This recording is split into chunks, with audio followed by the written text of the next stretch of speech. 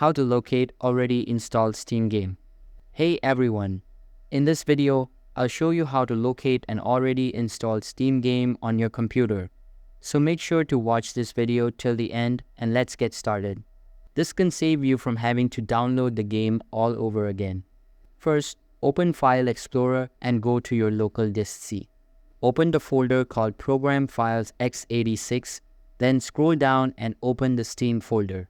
Inside Steam, click on Steam Apps and then open the Common folder.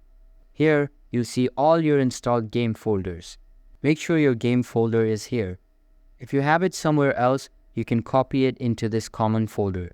Right-click the folder, select Copy, then right-click inside Common and click Paste. If there's already a folder with the same name, delete it first, then rename your copied folder to match the original name exactly. Steam will detect the existing files and validate them instead of downloading again. After a few seconds, you'll see the play button appear. That's it. Thanks for watching. Please subscribe and leave a like if this helped you out.